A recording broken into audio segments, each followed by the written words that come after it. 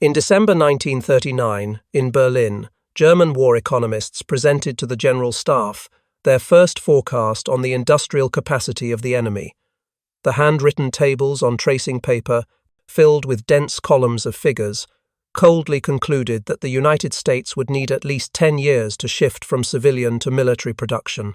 The formula used was a relic from 1918, based on the criterion of man-hours per product, a model born in an era when every aircraft was still assembled in wooden workshops. No one in that room suspected that this outdated equation would become the first crack in the intellectual foundation of the Third Reich.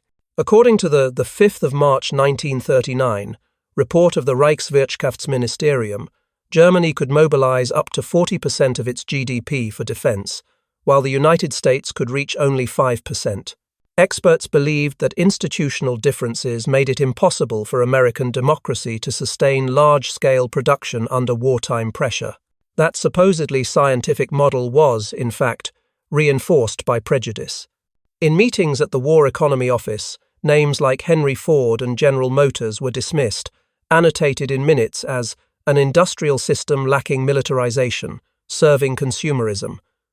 For Berlin's officials, numbers were not merely data but tools for reinforcing belief.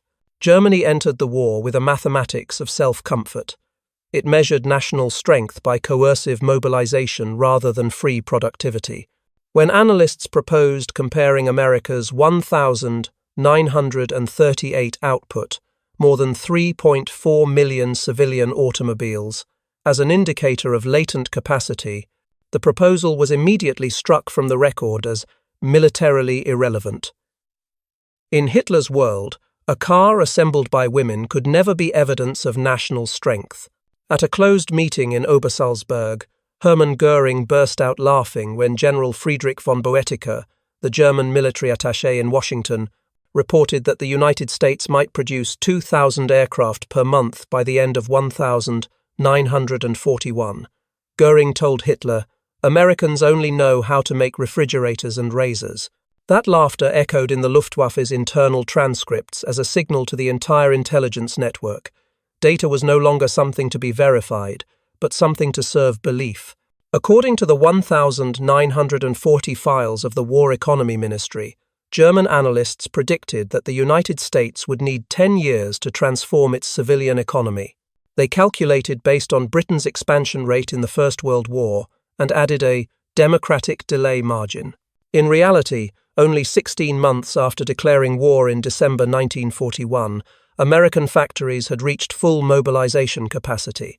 Those real numbers, hundreds of converted assembly lines, millions of retrained workers, never appeared in any official report sent to Berlin, because no one wanted to read what contradicted their own forecasts. According to the War Economy Review, 1941, the Americans already accounted for 32% of global industrial output right before entering the war. But in Berlin, this figure was adjusted down to 18%, annotated with the note, "The remainder is non-convertible consumer goods." That seemingly minor error made the difference for an entire strategy. Hitler believed that America was a giant of clay, high in volume but disorganized. In his January 1941 speech to the Reichstag, he declared, "Democracy cannot produce." It was not merely a political statement, but the outcome of a chain of systematic miscalculations. Deeper within the apparatus, men like Wilhelm Canaris, admiral and head of the Abwehr, recognized the problem. In his secret notebook, an entry dated the 14th of June 1940, still preserved in the Freiburg military archives, reads, "It is not that we lack data, but that we do not believe it."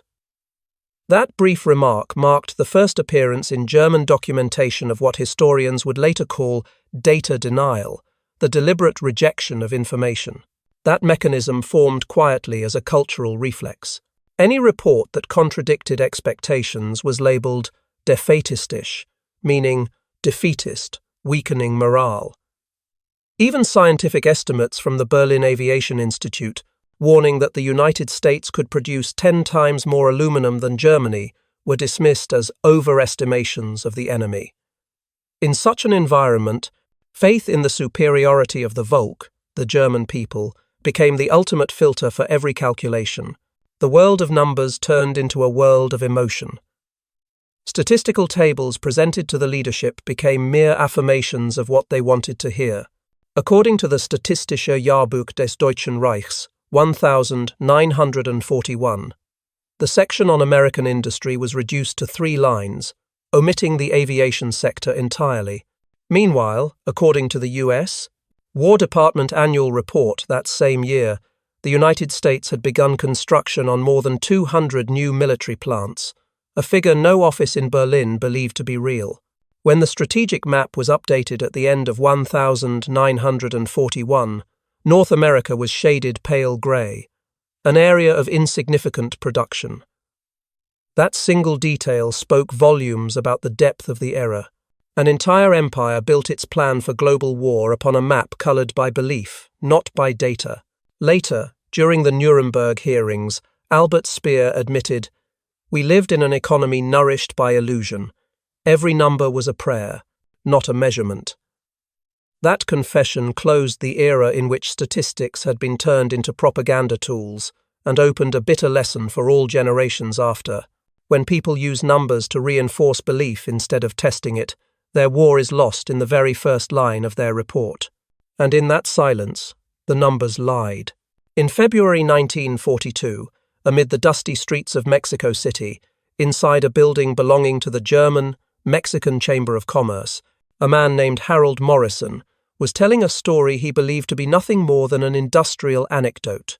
Morrison, the director of an American oil company, had just returned from a visit to the Ford Motor Company plant in Michigan.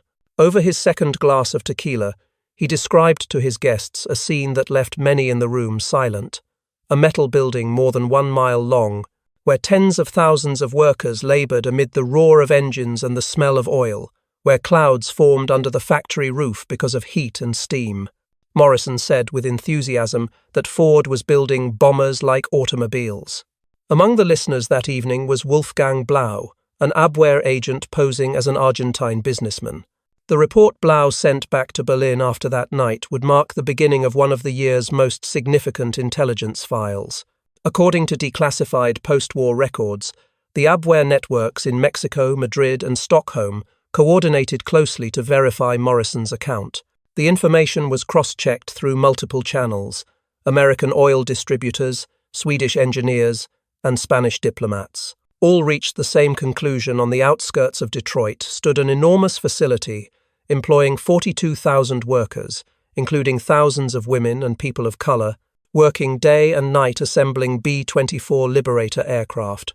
According to the Abwehr Operations Report, Mexico Section, March 1942, the schematic drawings Morrison sketched showed an assembly line more than 1.6 kilometers long enough for clouds to condense inside the plant when the temperature dropped. At the same time, in Madrid, Colonel José Ungría, Spain's military attaché, attended a reception at the Argentine embassy. There, he happened to meet Charles Sorensen, Ford's director of production. Sorensen proudly described that Willow Run is the first assembly line in the world capable of producing 1 bomber every hour. Ungría recorded every figure, every phrase, and 2 weeks later, a telegram was sent to Berlin via neutral diplomatic channels.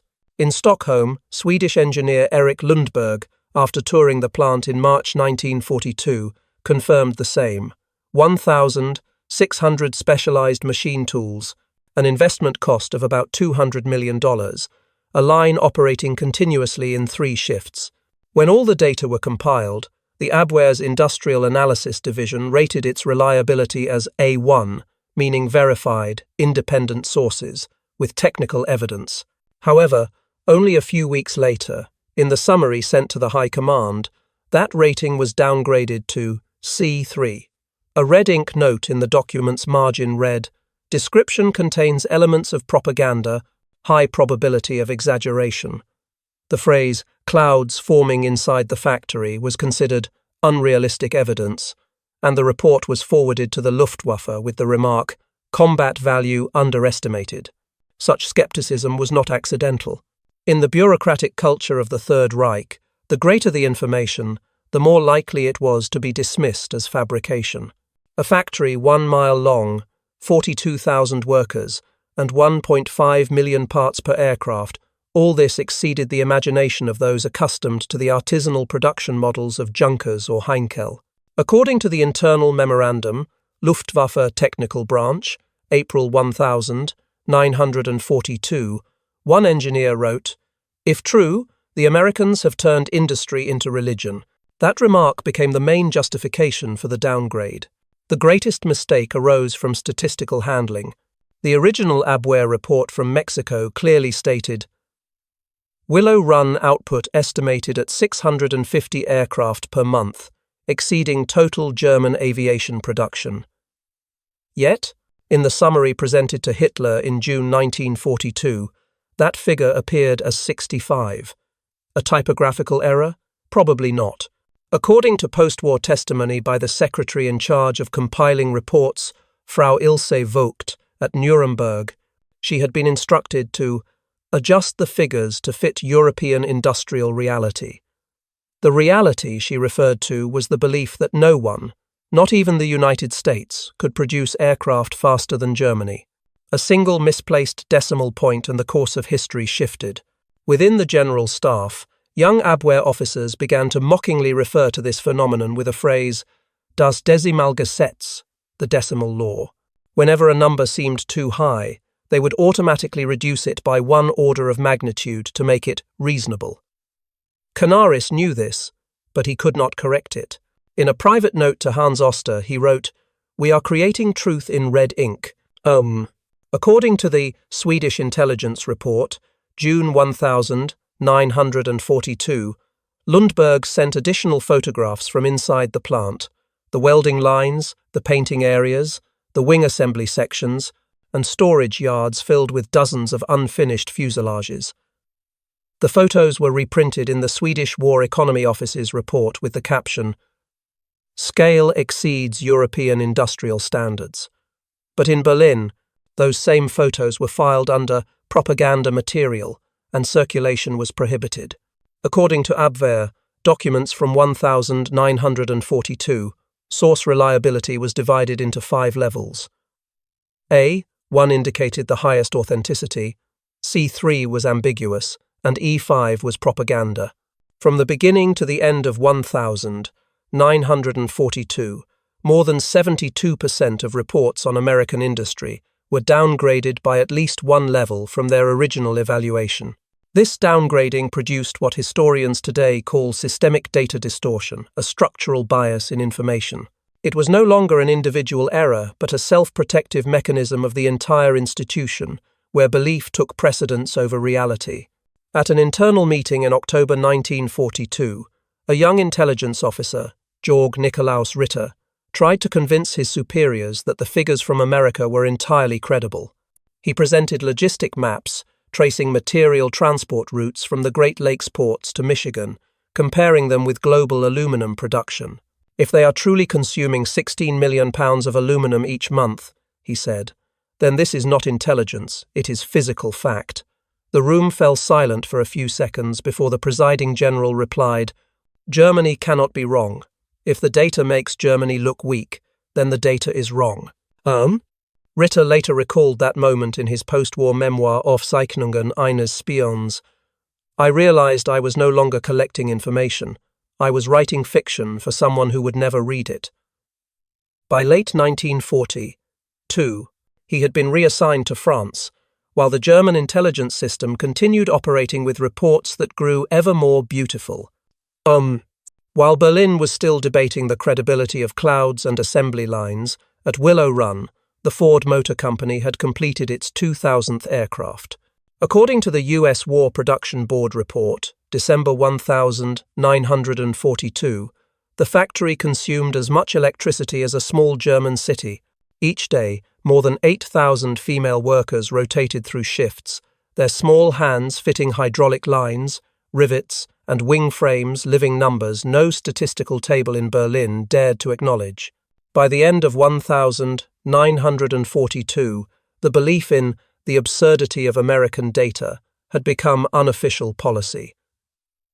Luftwaffe summaries began omitting any figures that exceeded European norms. What remained was a comforting picture of an inept, slow, and disorganized enemy. In the well-lit offices of the Bendler bloc, confidence still reigned that Germany could maintain industrial superiority until 1946.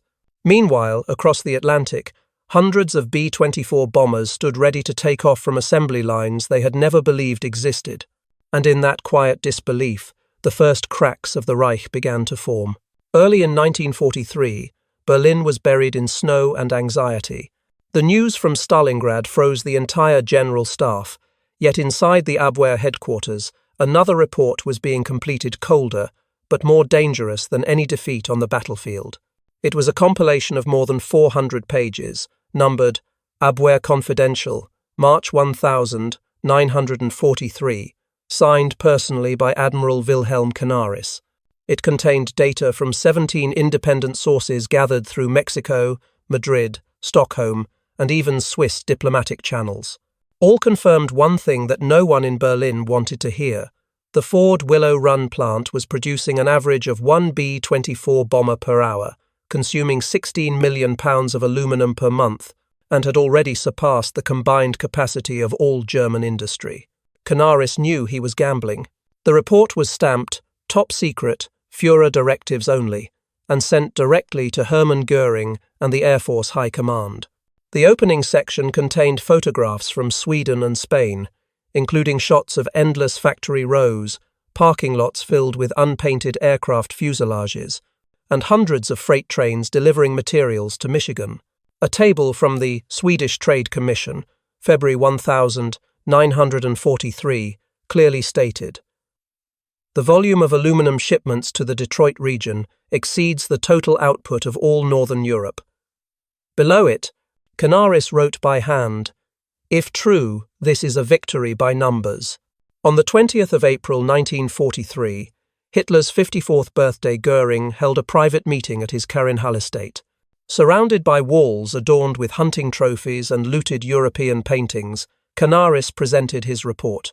He spread the photographs on the table one by one and said in a low voice, "According to our assessment, the United States has reached a production rate of 1 B-24 Liberator per hour.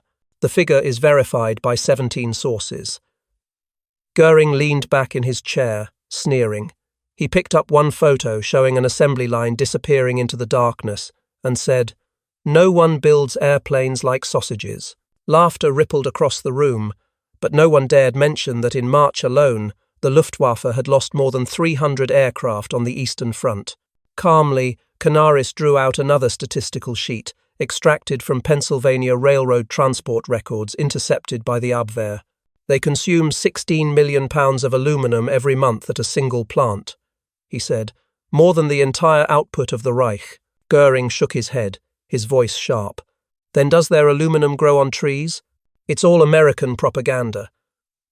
According to the Abwehr debriefing notes, Canaris remained silent, folded his file, knowing that these numbers had just been buried beneath laughter. A week later, when Canaris sent an additional report to the Führer's office, the only response came as a single line written by Hitler's private secretary. "Anglo-Saxon propaganda, inconsistent with reality." From that point on, his report disappeared from official circulation. Those who had worked on the analysis later called this the moment when the Abwehr was silenced. In the remaining documents, a new term appeared in meeting minutes among the analysts: closed feedback intelligence system. The concept described an auto-locking mechanism of information, where reports were retained only if they aligned with higher assumptions. Data became a closed loop of belief. A young analyst named Franz Döring wrote in an internal memo, "We no longer verify data, we verify worldview." From the outside, Speer observed it all with the cold despair of an engineer. The armaments minister knew better than anyone that America had achieved a level of mass production Germany could never replicate. According to the Reich Armaments Report, April 1943, Germany produced an average of 1,200 aircraft per month, while the United States exceeded 6,000. In his diary dated the 15th of May 1943, Speer wrote, If the Abwehr's numbers are even half true, Germany has no mathematical chance left. But he never published it. In a climate where telling the truth was treason, silence became the only means of survival. According to later testimony by technical attaché Karl Otto Sauer, Speer once whispered during a meeting in Rastenburg, "I have the feeling we're fighting people who understand addition better than we do." He proposed sending an inspection team to Sweden to verify the aluminum sources, but the proposal was rejected as unnecessary for propaganda purposes. When Canaris's reports were excluded from the official intelligence flow, the German system fell into a state of self-hypnosis. Numbers continued to be copied, edited, and submitted on schedule, but reality had been hollowed out. A passage from the internal memo, Abwehr Section 3, June 1943, stated clearly, "A phenomenon of data elimination contrary to directives has formed. Data is maintained as formality, no longer of strategic value." The numbers on paper now existed only to protect their authors. In August 1943, Speer visited a factory in Kassel. As he watched the makeshift assembly line of a few hundred workers laboring under dim yellow light, he realized that Germany had been left behind by its own formula. "We are still building each aircraft by hand," he said, "while they are assembling war by the hour." The remark appeared in no official transcript, but witnesses remembered it clearly. That same year, the U.S. War Department announced figures that stunned the world: 650 B-24 aircraft per month from Willow Run alone, with costs reduced from $238,000 to $137,000 per unit. The data was made public, yet to Berlin it was fake news. Truth was set aside as something inconvenient to believe. Canaris sent 2 more appendices in September, emphasizing that American industry operates on a statistical, not mechanical scale. There was no reply. In one final notebook entry, he wrote, "We are losing a mathematical war no one dares to calculate." Winter 1943 came, and snow once again covered Berlin. In the Abwehr office, the lamp on Canaris's desk still burned late into the night. Sheets dense with numbers piled beside maps of Europe, a silent tableau amid a storm of data no one dared to touch. Outside in the corridor, the wind hissed through the iron frames, sounding like the breath of an empire that no longer wished to hear the truth. And in that silence, the numbers waited. In February 1944, the skies over Europe blazed with thousands of silver dots. From bases in England, more than 1,000 bombers of the United States Army Air Forces took off in an operation they called Operation Argument. The Germans had a shorter name for it, Big Week. The goal was to destroy the Reich's aviation industry, from Regensburg to Gotha, from Leipzig to Augsburg. For 6 consecutive days, formation after formation swept across the skies of the Rhineland. General Adolf Galland, the Luftwaffe's air combat commander, looked through his binoculars from headquarters and wrote in his diary, "I count more than 800 aircraft in a single formation. Above, the sky has turned into an equation beyond all calculation." According to the USAAF statistical summary, February 1944, the participating force included 957 B-17 Flying Fortresses and 835 B-24 Liberators, escorted by more than 1,000 P-47 and P-51 fighters. In less than a week, 3,300 tons of bombs were dropped on Messerschmitt, Focke-Wulf, and Heinkel factories. At the same time, the Luftwaffe could mount only 524 interception sorties. The figure baffled German analysts because, according to their estimates, the US could not have more than 400 operational aircraft in the European theatre. The discrepancy between projection and reality reached 650%, a margin that rendered every tactical model meaningless. The Luftwaffe's internal report, Fliegerführungsbericht, March 1944, recorded a sense of confusion. One officer exclaimed during a meeting, "If they have 11,000 aircraft, every one of our air defense plans is a joke." Tactical experts began to realize that what they were facing was not the enemy itself, but the consequence of a miscalculation that had persisted for 3 years. From the decimal downgrades in 1942 reports to the blurred statistics of 1,943, the entire German analytical apparatus had created a virtual world of its own making. At an emergency meeting in Rastenburg on the 27th of February 1944, Albert Speer presented Hitler with comparative production charts of both sides. According to the Reich Armaments Report, 1944, the total investment of the German aviation industry amounted to $400 million between 1933 and 1945, while Ford's Willow Run plant alone had consumed $200 million for equipment and infrastructure. Speer said quietly, "They invested half our amount, but achieved 10 times the capacity." Hitler was silent, then dismissed it. "They know quantity, not quality." Speer said nothing. He understood that in the Führer's world, a graph was a symbol of betrayal. According to the Air Ministry report, April 1944, by that time, the United States had reached an unprecedented production rate, 453 aircraft in 468 hours, equivalent to 1 B-24 every 63 minutes. Willow Run operated 2 shifts, each 9 hours long, with more than 42,000 workers consuming 2.5 million kilowatt-hours of electricity each month. That same year, Germany produced a total of 3,375 aircraft, a number the Americans surpassed in less than 10 days. The ratio between the two sides had exceeded the logarithmic scale used in German mathematical models to forecast enemy capacity. In a classified report to Speer, engineer Hans Kammler admitted, "The American production curves have surpassed the reference axis.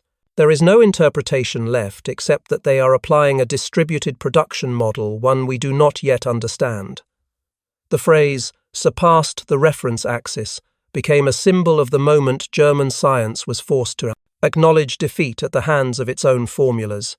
According to the U.S. War Production Board Review, May 1944 Ford and Consolidated aircraft reached a combined output of 1,400 B-24 bombers per month, with Willow Run contributing nearly 650. Automated welding lines, material distribution systems, and a production flow model allowed the wing, fuselage, and tail sections to be assembled from 3 directions converging at a single point, a kind of materialized mathematics. Meanwhile, in Bremen and Dessau, German workers still moved manually among massive steel frames. Big Week did not just destroy factories, it shattered illusions. After the campaign, Speer wrote in a memo, "The enemy has conquered the sky through statistics, not luck." German intelligence began drafting emergency reports, but now the numbers had outgrown their comprehension. They could not believe that a democratic nation could mobilize 11 million industrial workers and produce 86,000 aircraft in 1944. According to the Luftwaffe loss summary, June 1944, in just the first 6 months of that year, Germany lost 8,000 aircraft of all types, while replacement production reached only 3,400. Each loss widened the gap in the Reich survival equation. A young officer wrote in his diary, "We are miscalculating every day, and those errors are killing us." No. By mid-April, when Speer received the report that Ford had just achieved a record of 453 aircraft in 468 hours, he held the paper for a long time without speaking. On the last line of the archival copy preserved in the Bundesarchiv, someone had penciled, "When an aircraft is born every 63 minutes, Germany no longer has a statistical chance." Outside Berlin, smoke from bombed factories rose like numerical columns in an infinite equation. Deep in the underground bunkers, analysts still bent over their tables, trying to find patterns in figures that had already escaped the boundaries of the science they believed in. When Big Week ended, the entire German industrial structure was dragged down from the graph it had once drawn for itself. According to the United States Strategic Bombing Survey, 1946, the true power of Big Week did not lie in the number of bombs dropped, but in the psychological collapse of German planners. A Luftwaffe general, unnamed, testified after the war. When I saw the sky full of aircraft, I understood that every calculation we had was meaningless. In June, as Willow Run's B-24 seconds joined the Normandy bombing runs, each sortie carried within it the production output of an entire civilization. The gap between theory and reality had reached its breaking point. Every German report from then on was only an old copy of a faith already dead. And in the cold arithmetic of war, the Reich ran out of numbers to believe in. As 1944 began, while German cities burned under the Allied bombings, Berlin sank into another kind of silence, the silence of numbers that had been gagged. The information apparatus, once created to warn the nation of danger, had become a machine for filtering out any data that was unpleasant to hear.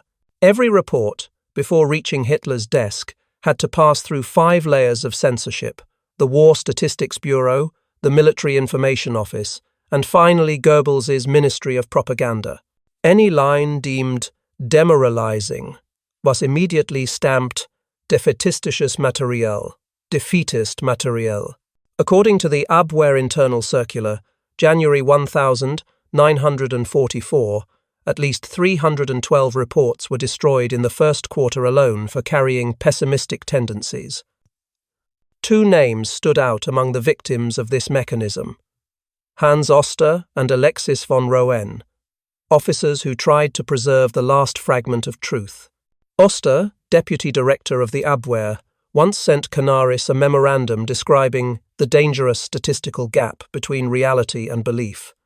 When a copy reached the Gestapo, he was arrested and charged with spreading false statistical information. On the 9th of April 1945, both Oster and von Roen were hanged at the Flossenburg concentration camp. Before his death, von Roen told a guard, "It was not the numbers that killed Germany, but the fear of them." According to post-war testimony from Carl Sack, a military court officer, any document mentioning American industry was treated as poisoning the soldiers' morale. Truth had become an administrative crime. As those who spoke honestly were eliminated, Hitler grew ever more reliant on his instincts. He called it instinct strategy by instinct. During a meeting on the 6th of April 1944 at the Wolf's Lair, when advisors presented figures showing Ford producing 1 aircraft every 63 minutes, Hitler sneered, "If they need 63 minutes, we'll bomb them in 62. The remark sounded like a joke, yet it revealed the decision-making logic of the entire regime governed by emotion, not data. According to the minutes of the Führer Conference, April 1944, whenever Speer brought up unfavorable statistics, Hitler ordered them ignored and told his staff to focus on German spirit. An adjutant noted in his journal, "The Führer doesn't want to hear numbers, he wants to hear victory."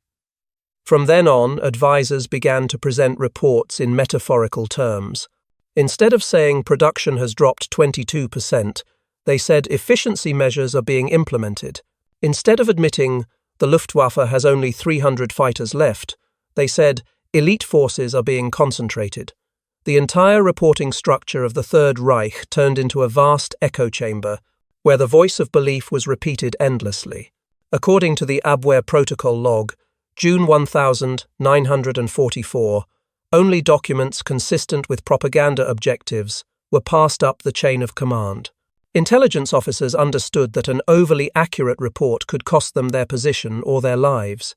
In May, a young analyst, Dieter Kroll, was arrested by the Gestapo after submitting a comparison between Willow Run's and Messerschmitt Augsburg's production. In his interrogation, he said, "I was only doing calculations." The investigator replied, "In this Reich, calculation itself is a political act. Data distortion spread like a natural reflex."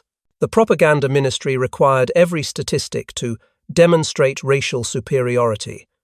When the Ministry of Economics reported that the United States had mobilized over 11 million industrial workers, Goebbels revised the figure to over 3 million and added the note, "They may be numerous, but they lack resolve." The final print was sent to Hitler with the headline, "American labor capacity, gigantic but fragile." The real numbers had been replaced by the rhetoric of belief. Speer, in his memoir Inside the Third Reich, recalled a brief moment when he realized Germany had completely lost its ability to process data. We reported thousands of tons of steel that did not exist, factories destroyed by bombs still listed as fully operational. At times, I felt as if I were living inside a haunted spreadsheet. By the summer of 1944, Germany's information system was no longer a tool for managing war. It had become a mirror of collective psychology, reflecting only what people wished to see. According to the Reich Aviation Situation Report, June 1944, the Luftwaffe was credited with 1,600 combat-ready fighters. But U.S. Air Force statistics confirmed that only 300 were operational. That discrepancy exemplified what later came to be called the spiritual inventory bias, numbers kept intact on paper to preserve the illusion of control. When the Normandy invasion began on the 6th of June 1944, over 11,000 Allied aircraft filled the skies of France, while Germany fielded less than 3% of that number. According to the United States Air Force operational record, 1,946, in the first 24 hours of D-Day alone, the Allies flew 14,000 sorties, dropping 20,000 tons of bombs, meeting almost no resistance. When asked why the Luftwaffe did not respond, General Galland replied, "Because we had run out of real planes and still had too many on paper." It was the inevitable outcome of a system that refused data. When strategy is built on belief, victory becomes illusion. In the final days of the Reich, as Soviet artillery thundered from the east, Hitler still ordered counterattacks by instinct. Speer stood silently in the bunker, staring at maps covered in production charts that no longer meant anything, realizing that Germany's path to apocalypse had been drawn by the very numbers it had distorted. And in that faith-built silence, truth itself was executed. In the autumn of 1944, inside the concrete bunker of the Reich Chancellery, strategic maps were still spread out, as if war could be defined by lines on paper. Hitler hunched over the table, his hand trembling slightly as he signed the order for the Ardennes counter-offensive. No one in the room mentioned the real numbers.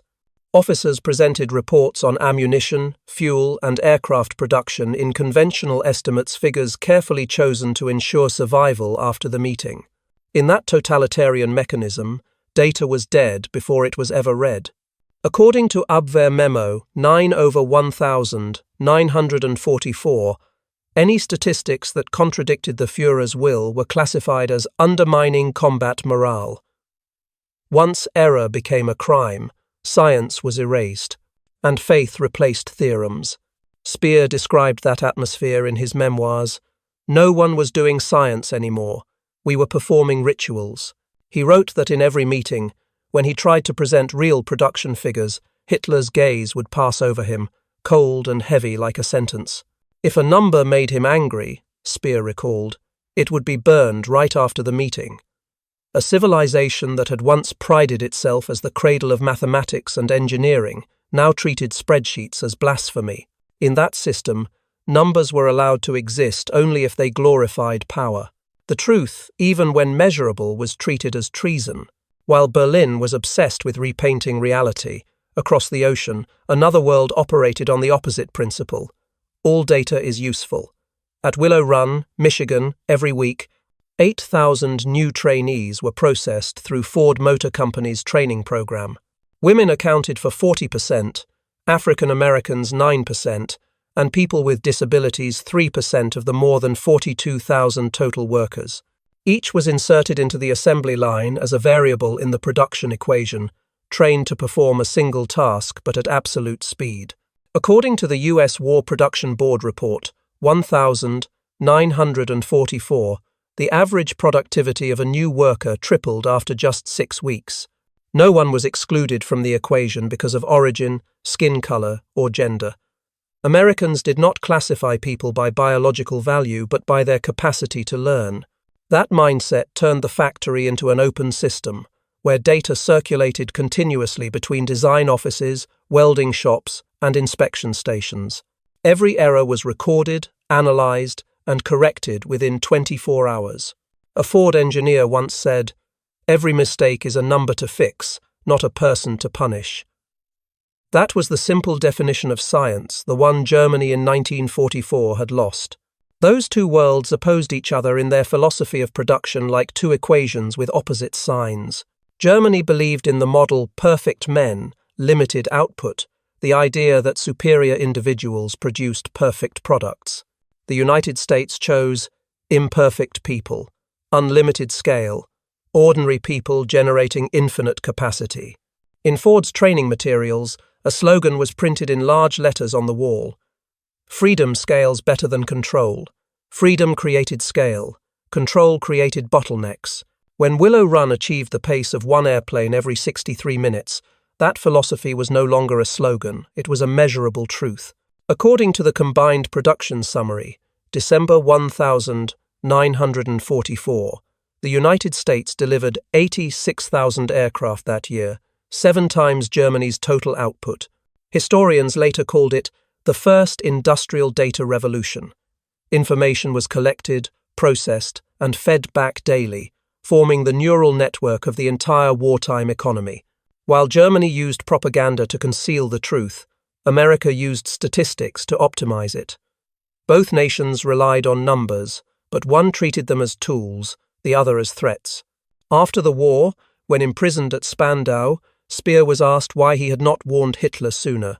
He replied, "I tried, but for him, data never defeated emotion." In his written testimony to the Nuremberg Commission, he stated, "We lost not because we had fewer aircraft, but because we had fewer real numbers." That confession was not a plea for mercy, but an indictment of an entire system that had forgotten the meaning of knowledge.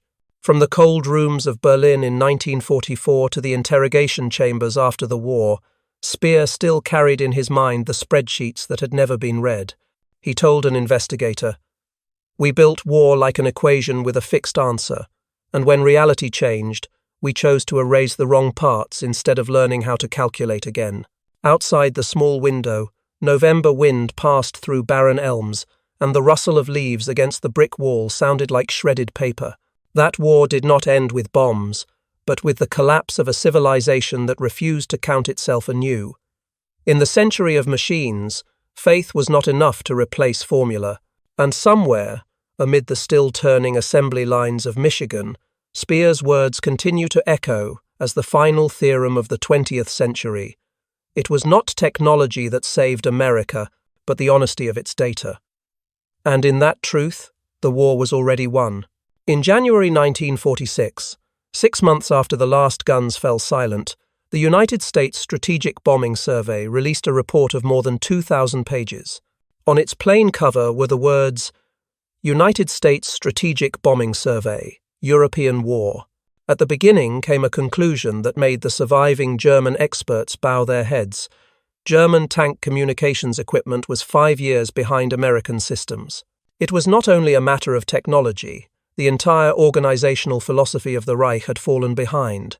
The survey concluded, "The industrial superiority of the Allies did not lie in the number of factories, but in the accuracy of their data, and in the ability to turn data into action in the shortest possible time." Within the dense pages of statistics lay a merciless comparison. The Americans produced 333,717 aircraft, the Germans 94,700. America needed 63 minutes to build one B-24. Germany required 12 days for a single Heinkel. He 111. That disparity did not arise from labor or materials, but from how the two systems processed information. In America, data was measured, shared, and adjusted hourly. In Germany, it was sealed under the stamp of national secrecy. In the post-war world, people began to understand that America's victory came not from superior weaponry, but from a more accurate grasp of reality than any other nation possessed. In 1947, when the U.S. Air Force formally separated from the Army, the word data appeared for the first time in its strategic charter. Secretary of the Air Force W. Stuart Symington declared, "We won not because our planes were better, but because our numbers were honest." From Willow Run, the mindset of production by data was absorbed into military doctrine. Every B-29 superfortress in the Pacific Campaign carried flight control systems built on statistical principles first developed at Ford. According to the Department of Defense Technical Review, 1948, from the Wartime Industrial Programs, America developed the concept of data-driven warfare. The objective was no longer to seize territory, but to control the flow of information. That principle became the guiding motto of NATO after 1949. Communication over firepower. From it emerged the first military telecommunications networks, the foundation of the network-centric warfare doctrines of the 20th century. In NATO's 1952 strategic report, engineers cited the Willow Run model as an industrial prototype of connected warfare. The plant had over 8 miles of wiring, hundreds of sensors and contact points, the embryonic structure of a networked combat system. By the 1950 seconds, when IBM introduced the 701 computer, many of its developers had been Ford wartime engineers. They carried with them a philosophy: every action begins with data. Albert Speer, in his final testimony at Spandau, told the British investigators, "We did not lose because our technology was inferior. We lost because the Americans turned statistics into a weapon." That sentence would later be quoted at international conferences on industrial strategy as evidence of the new age of data's power. 20 years after the war, the machines born from Willow Run continued to leave their mark. In 1965, NASA recruited a group of former Ford engineers for the Apollo program. Among them, Henry Magnuski, who had worked in Ford's wartime radio division, designed the intercom system for Apollo 11. When Neil Armstrong set foot on the moon, the signal, "Houston Tranquility Base here," was transmitted through a communication channel derived directly from Willow Run's radio technology. From the ashes of war, the concept of measurable truth became the greatest legacy of the century. Every advance from computing and aviation to the internet stemmed from that philosophy. Data is the foundation of freedom. In a world once set ablaze by ideology, it was numbers that taught humanity humility. In August 1985, 40 years after Germany's surrender, the Yankee Air Museum in Michigan held a ceremony commemorating the birth of the Willow Run plant. Among the crowd, an elderly woman with silver hair sat quietly in the front row. She was Rosie Will Monroe, the real-life Rosie the Riveter, who had once wielded a rivet gun on the B-24 assembly line. When the ceremony ended, she was invited onto the stage to meet Hans Rudel, the former Luftwaffe pilot who had flown more than 2,500 missions against American bombers. Under the soft yellow lights, the two shook hands. Rudel said slowly, in a hoarse voice, "I fought against the planes you built." Rosie smiled and replied, "Democracy isn't complicated. It's just free people doing their math right." The hall fell silent for a few seconds, then erupted in applause that felt like a prayer for a century gone by. According to the Detroit Free Press, August 1985, as Rudel left the stage, he turned to look at the massive photograph of Willow Run hanging behind him. Hundreds of women in oil-stained blue overalls smiling at the camera, framed by rows of shining aircraft fuselages. He whispered to a reporter, "We were taught that democracy breeds chaos, but there, I saw order born of freedom." The legacy of Willow Run was not merely 8,685 B-24 seconds, but a new idea of truth itself. Truth does not need propaganda, it proves itself through results. In 1985, when historians released the final comparative study between Germany and the United States, the numbers still stunned. America produced 3.2 times more, used fuel 2.5 times more efficiently, and maintained a 78% operational rate, while Germany was down to 16% at Kursk. The entire history of industrial civilization was divided into two eras, before and after Willow Run. The photographs from that museum day still preserve the moment when Rudel and Rosie stood together before the last intact B-24. The afternoon light streamed through the windows, reflecting off the metal skin, glimmering like numbers on a computer screen, a symbol of a new age, where war was replaced by equations, and truth was measured in data. No empire collapses from lack of talent, it collapses from rejecting facts. From Berlin 1945 to Washington 1985, that lesson endures. Reality doesn't care what you believe, only what you can measure. In the world of science and history, truth waits for no one's faith. It exists to be verified. And sometimes, a single well-measured number can save an entire civilization, and in that measured silence, truth became the last survivor of war.